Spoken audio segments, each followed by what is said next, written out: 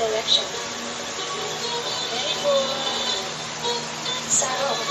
Cross the right foot in front of the left, bend the body slightly forward, and cross the hands down in front of the right hand over the left.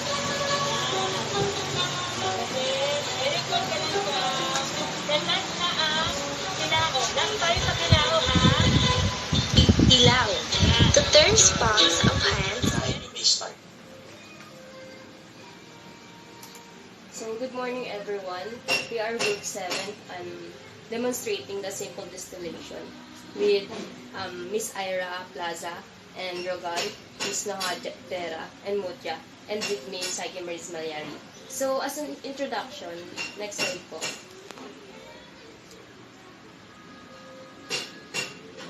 For our introduction, what is simple distillation? Simple distillation is a process involving the conversion of a liquid into vapor that is subsequently condensed back to liquid form. So simple distillation works because the dissolved solute has much higher boiling point than the solvent.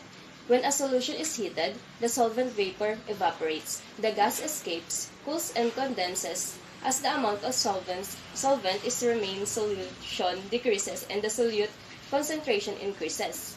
So, next slide po. For the next slide, let us all go over the procedure that our group done in the simulation.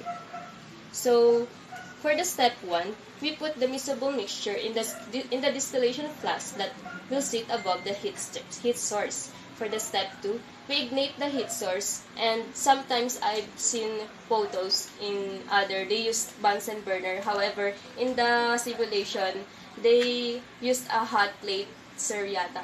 Iba po yung pinang-init nila, hot plate po yata yun. So, moving on, the next step is the third step.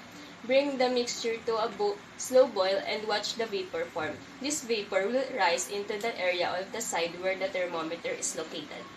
For the next step, measure the temperature of the vapor. For the fifth step, at this stage, the vapor continues into the condenser. This is center hollow section where the vapor will pass, surrounded by another section where cold water will enter on one side and exit from another. The cold water will cause vapor's temperature to drop. So, this process is called the condensation. Then, for the last step after that, collect the liquid known as the distillate and in the receiving flask. And in this manner, simple distillation is achieved. Next slide.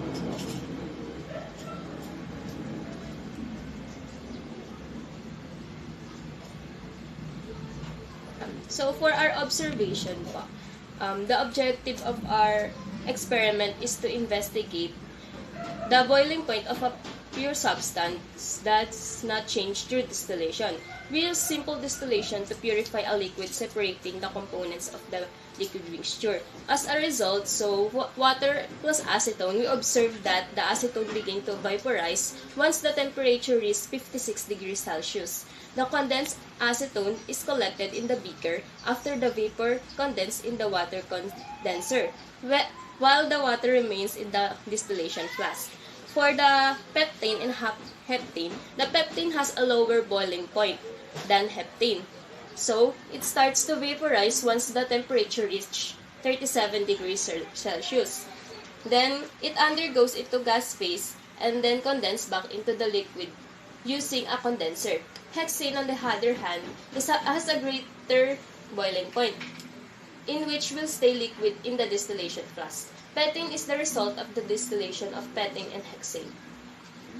The toluene and hexane, since hexane has a lower boiling point, the toluene have seen when it's boiled, it vaporizes when the temperature exceeds 69 degrees Celsius. After the vapor condensed in the water condenser, the condensed hexane is collected in the beaker. So the tabular form of our results is presented in the RPPT.